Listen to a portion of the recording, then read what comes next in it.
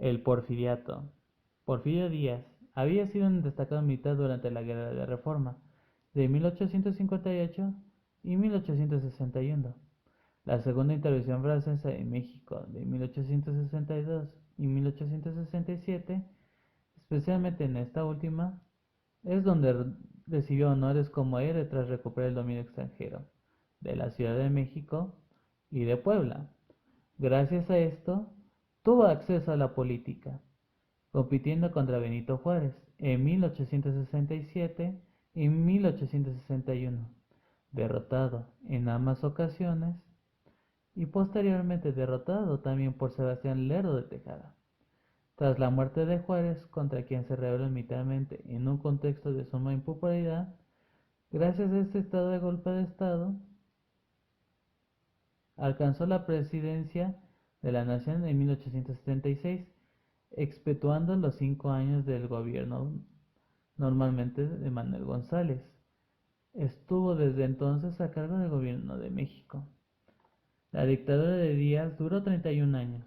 En sus últimos tiempos reiteró que el país ya estaba listo para una democracia, pero nunca hizo ningún intento real por abandonar el poder. Cuando en 1910, con 80 años de edad, presentó nuevamente la candidatura a la presidencia, el descontento de dichas acciones desafió la rebelión de Francisco I. Madero del 20 de noviembre de ese año. Encendió la mecha de la Revolución Mexicana, venerada habiendo sido derrotada militarmente y el terreno político. Porfirio Díaz renunció a la presidencia del año siguiente y abandonó el país para siempre, poniendo así fin al periodo del Porfiriato. El Porfiriato fue una dictadura y como tal centralizó el poder de la figura de Porfirio Díaz, cuya voluntad suplantó la garantía establecida en la Constitución de la época, convirtiéndose en el motor y el volante del país entero. Eso fue posible porque era sumamente popular entre la clase militar, así que retornó a su antojo el ejército y subordinó a ellos de la Policía Federal y a una policía rural, con las cuales mantuvo el orden en todo el país. Eso no impidió que hubiera rebeliones, levantamientos, protestas y conflictos, pero ninguno logró hacer temblar al gobierno.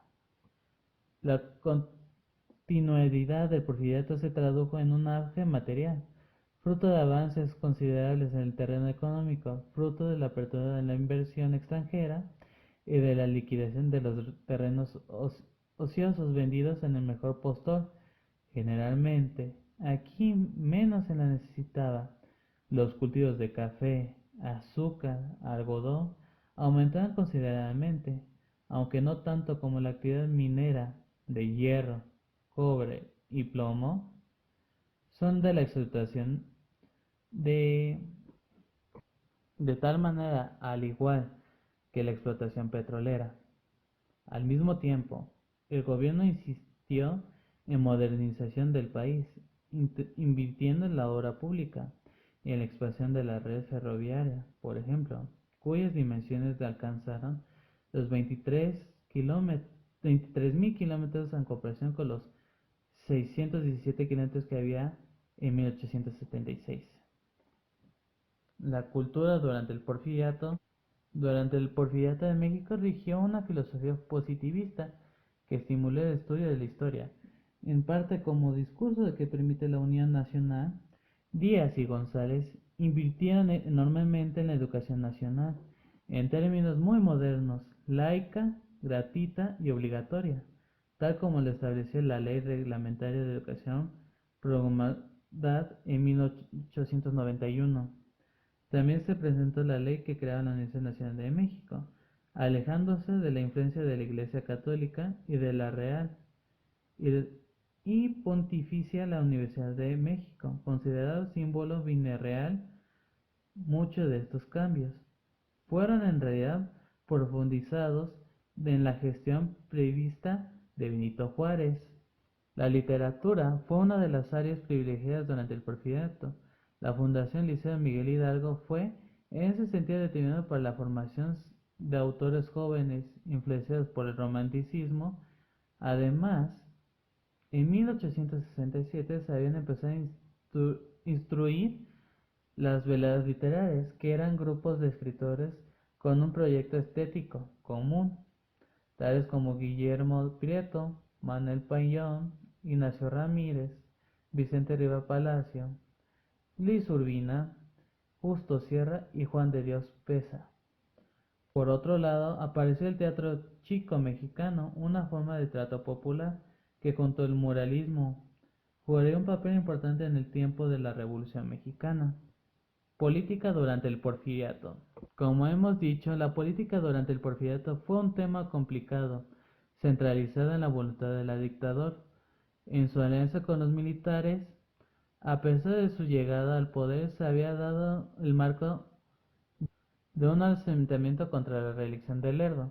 En 1890, el gobierno de Díaz suprimió toda la limitación de reelección indefinida, lo cual no fue bien recibido por los sectores de los que lo observaban. La presión fue un arma común del Estado en esos días, especialmente en el periodo que va de 1890 a 1906, en que se acentuaron su centralismo, su paternalismo y su autoritarismo, todo una pacificación forzosa del país.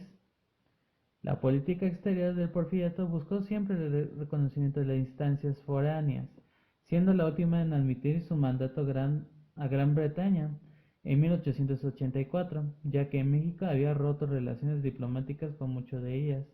Durante la firma de convenciones de Londres, causante de la guerra de intervención, curiosamente las capitales británicos y estadounidenses fueron los más abundantes de la inversión extranjera durante el Porfiriato.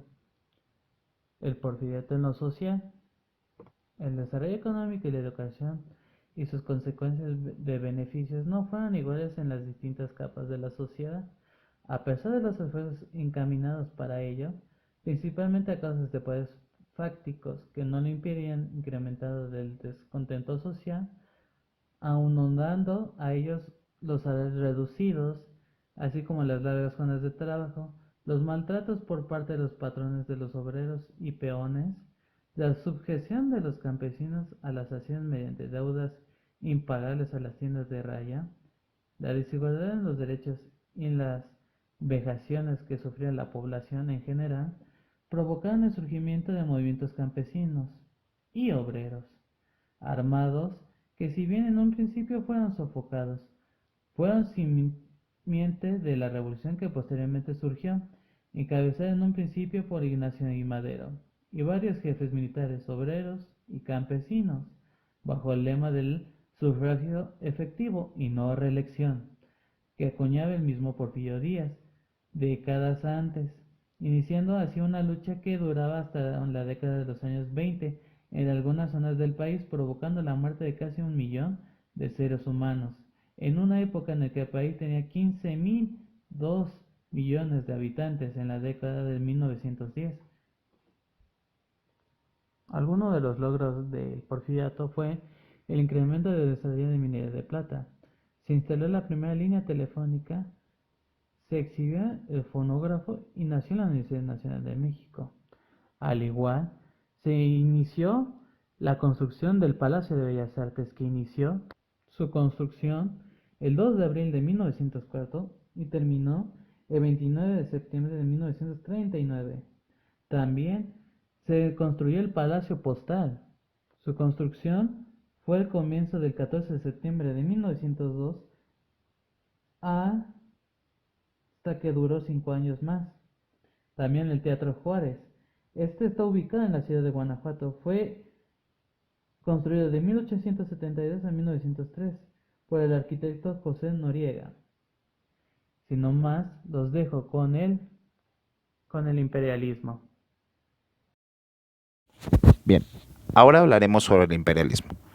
No es fácil definirlo, aunque para la mayoría esto significa una práctica de dominación que es empleada por las naciones o los pueblos poderosos para poder ampliar y mantener su control o su influencia sobre naciones o pueblos más débiles.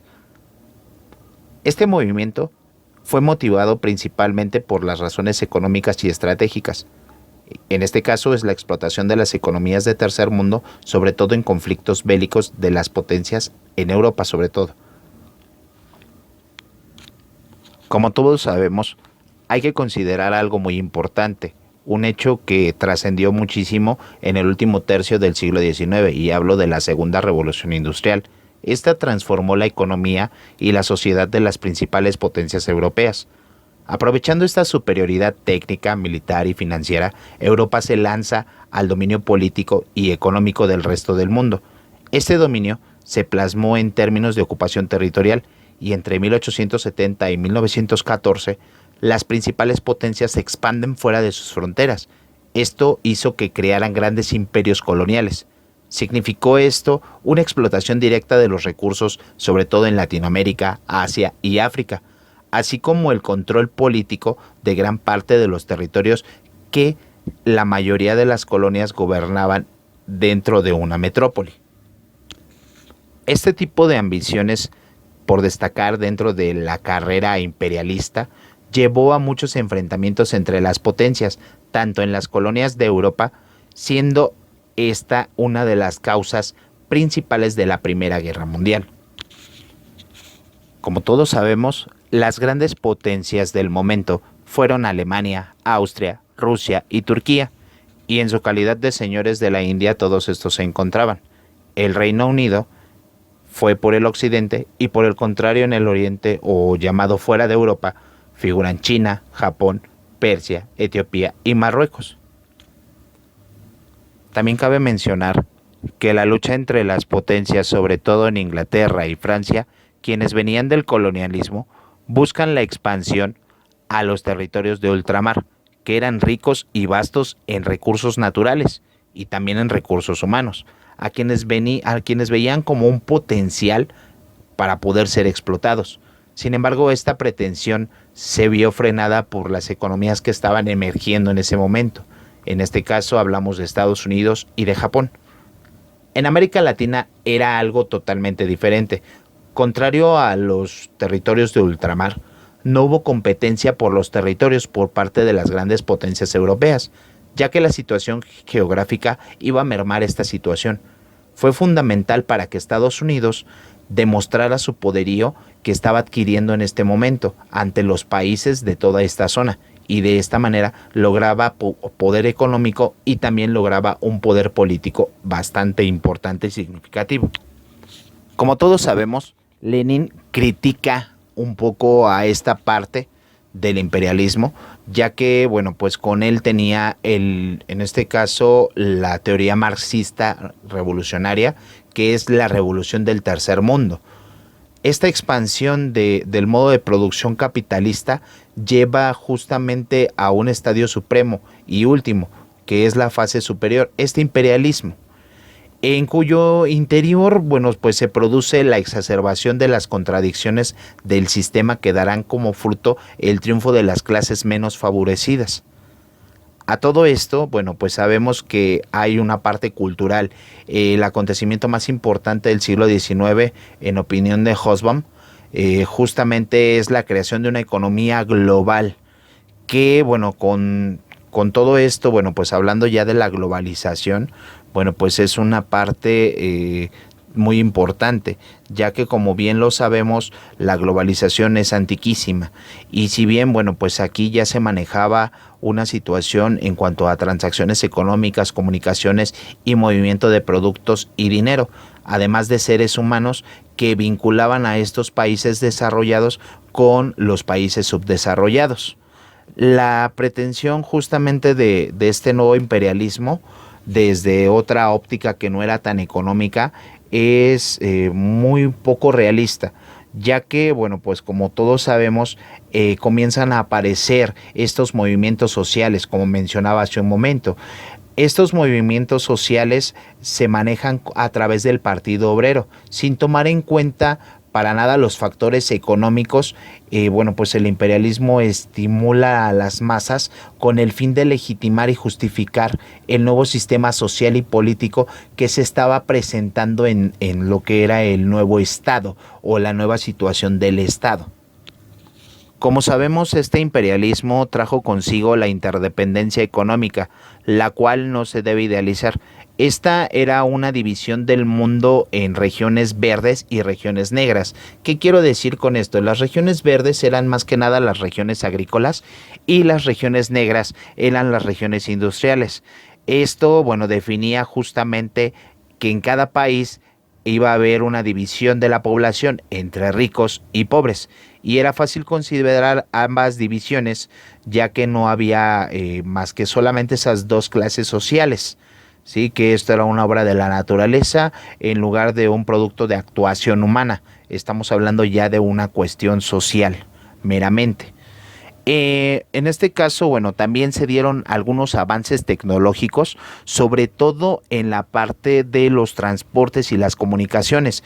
Como bien sabemos, dentro de la segunda revolución industrial se comienzan a manejar términos como ya un automóvil, o bien se comienzan a manejar también otros transportes como el ferrocarril, y también comenzamos a ver algunos vestigios ya de unos sistemas de comunicación como lo es el telégrafo en este caso.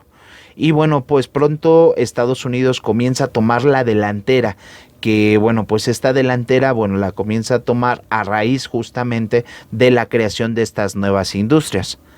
En este caso, bueno, pues las consecuencias que, si bien pueden manejarse dentro de la situación del imperialismo, bueno, como sabemos, es el reparto del mundo en función de los intereses de las potencias ocupantes, la división en la producción internacional de bienes y también la alteración de la estructura social de las poblaciones indígenas. ¿Qué quiero decir con esto? Bueno, pues como bien lo acabamos de mencionar, el reparto del mundo entre las potencias justamente nos va a llevar al hecho de que se comenzaban a ver diversas situaciones de comercio internacional, por ejemplo, y también esta división de la producción, bueno, pues hacía que algunos países, en este caso del modo imperialista, tuvieran justamente, bueno, pues algunos productos en los cuales fueran líderes,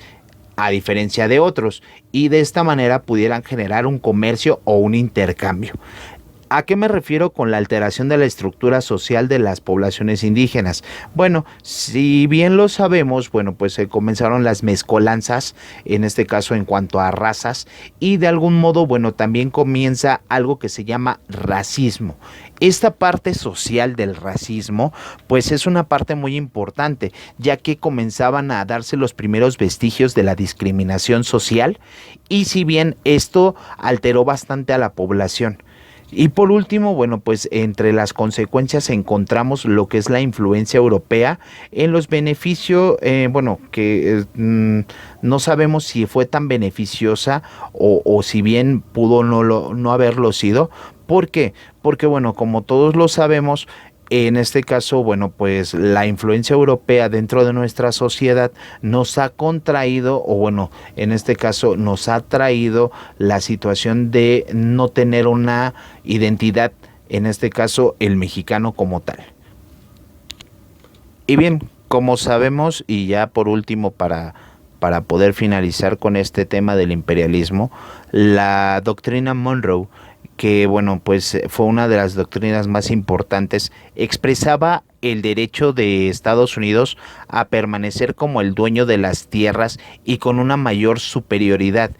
¿Qué quiero decir con esto? Bueno, pues Estados Unidos, como lo mencioné hace unos momentos, se comenzaba a manifestar como punta de lanza dentro de Latinoamérica, y si bien, bueno, pues él se manifestaba como el dueño absoluto de esa parte, ¿sí?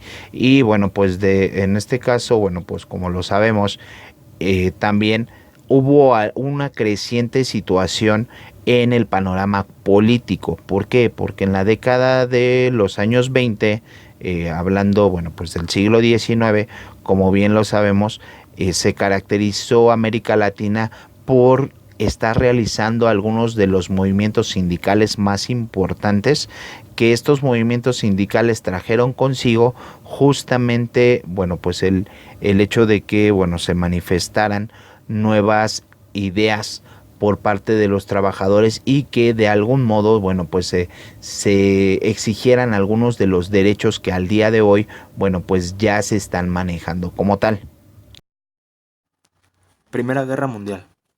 Reconocida como la catástrofe inicial del siglo XX, el primer acto de la destrucción de Europa o el error más grande de la historia moderna. Empezó el 28 de julio de 1914. Al examinar profundamente las causas de inicio de este conflicto bélico, se puede analizar que este se impulsó debido a la crisis diplomática, entre las cuales se encuentra la Guerra Franco-Austriaca de 1859, la Guerra Austro-Prusiana de 1866 y la Guerra Franco-Prusiana de 1870. La política imperialista de los estados europeos, que buscaba nuevas oportunidades de conquista para los comercios y los tráficos internacionales, fue el primer parteaguas de inicio de la guerra.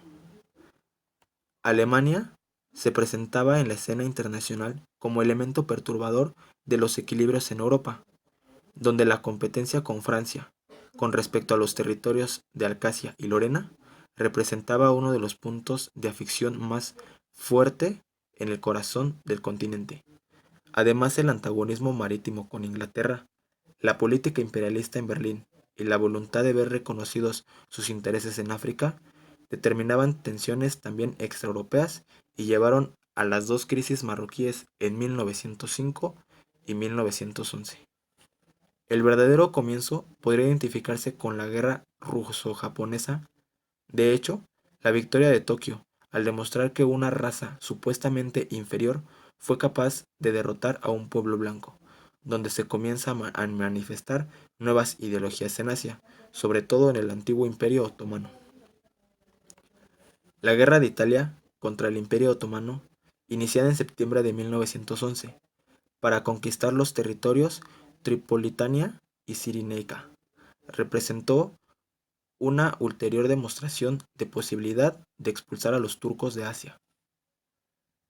Las raíces del conflicto mundial se encuentran principalmente en Europa Oriental. Precisamente en este territorio, las problemáticas nacionales, económicas, sociales, religiosas, políticas, presentes en imperios decentes, se convierten en el detonante de una crisis generalizada. Este territorio tan complejo, Europa Oriental, estaba ocupado por 4 imperios: ruso, austrohúngaro, otomano y alemán. En el plazo de 4 años, habrían nacido alrededor de 15 estados nacionales, con las consiguientes migraciones forzadas, deportaciones, políticas, purificaciones, nuevas ideologías, nuevos regímenes e intentos de reconstrucciones imperiales. La sola forma de organización política legitimada al nivel internacional fue una nueva forma que adoptó el Estado-Nación al término de la guerra en 1918.